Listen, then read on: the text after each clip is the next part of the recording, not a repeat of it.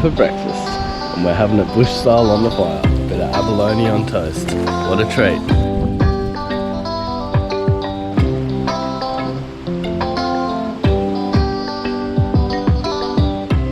So when we came here, it was actually Anzac Day, and we didn't realise all the shops were going to be closed. So we couldn't get any supplies. All we got is a loaf of bread and a couple of random, like an apple from the tree we've got, a few random bits and pieces that my auntie brought. But for breakfast this morning, we're having toast cooked on the fire with a bit of fresh abalone. The abs have been tenderised yesterday with a rock. Now I just cut them up into thin little slices, chuck them straight on the cast iron barbie and cook them up on the fire.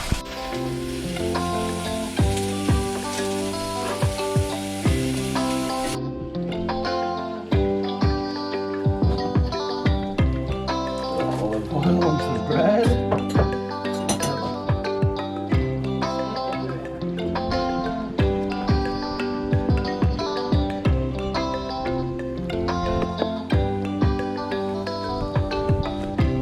Alrighty, so that first attempt kind of failed. The fire definitely wasn't hot enough, but I've cranked her up. Let's go again. Chuck it back on there. Put some semi-cooked ab. Yeah, I think it needs a bit longer, especially this early in the morning.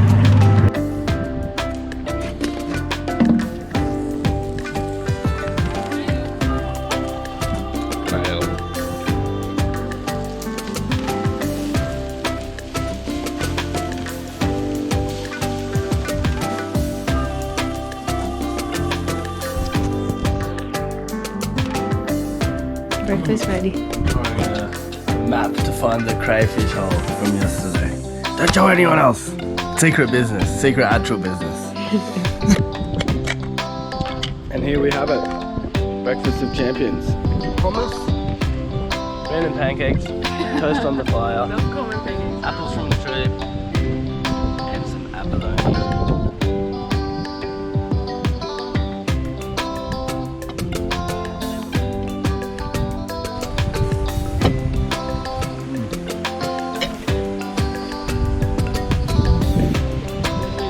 Yeah, of course.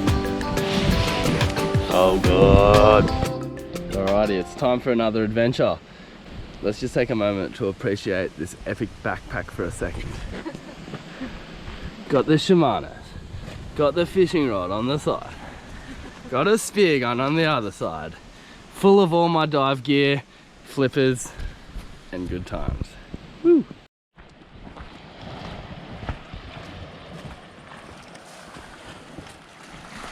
You were just showing off your backpack.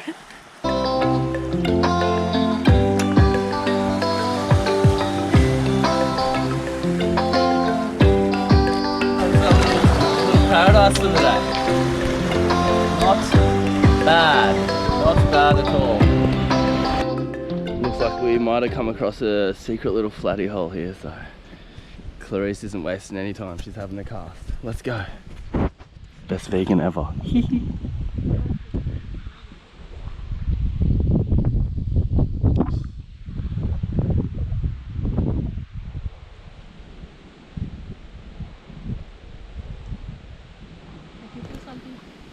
Yep. Oh, that was a bite.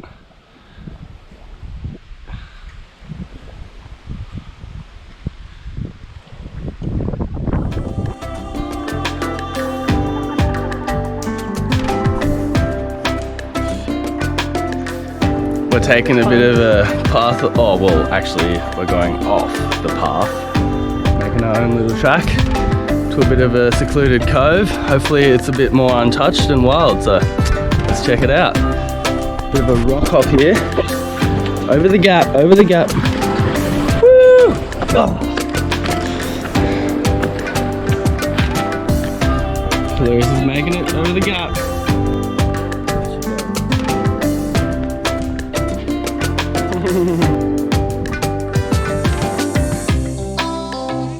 Over. Coming down from there.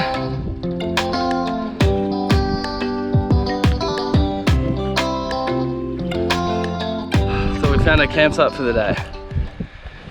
Tried to walk away from where the people would go so much, try and get a little bit of privacy and a bit more pristine nature, and we found it. It was a mission. There were some scary parts, wasn't there?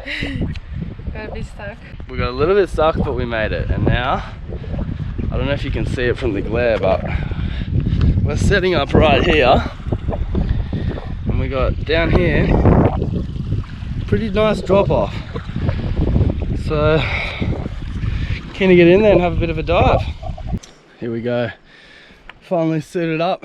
Found an epic little ledge to go have a dive. I actually don't know if there's anything here to eat, like fish, abalone or crays. So I'll just have a nice little scenic dive, try and get some cool footage, just enjoy myself, and yeah, maybe if I get lucky, find something for dinner.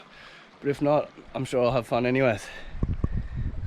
I absolutely love doing this kind of thing. There's nothing like going out, getting off the beaten track a little bit, and diving a new place you've never seen before. So as I chucked on my flippers and slid in the water, I was full of excitement. I made my way down to the bottom for the first time, and just had a little bit of a look around. I had a look under this rock over here, and then as I looked up, I saw a nice little trumpeter, but he was just sitting there still, and I thought I'd see heaps more, so I didn't shoot. It seemed too easy. I just let this one swim and had a bit of a look around for some crays. So after about 2 hours of looking around and seeing nothing, I saw a couple of little undersized crays like this one here, but no abalone, just open shiny shells. So I'm sure some commercial divers came through with scuba gear and just cleaned the place up. Who would have thought? Out in the middle of nowhere, it just got fully cleaned out. Things were getting pretty desperate after about 3 hours of looking under rock, and then under another rock. When I finally saw this cray, I could feel Clarice's anger seeping in from the shore because she just had to sit there on her own. So I thought, oh my goodness, I really hope I get this on.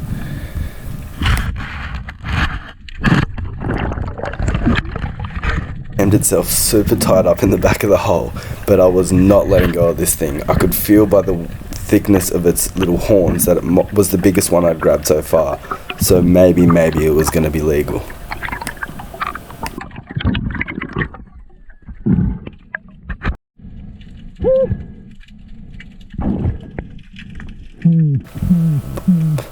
So when I had it in my hands, my heart was going about 1,000 miles an hour, just thinking, please let this one be legal. There's nothing like the sense of accomplishment when you've spent literally 8 hours altogether looking under rocks and then finally get a legal bloody crayfish.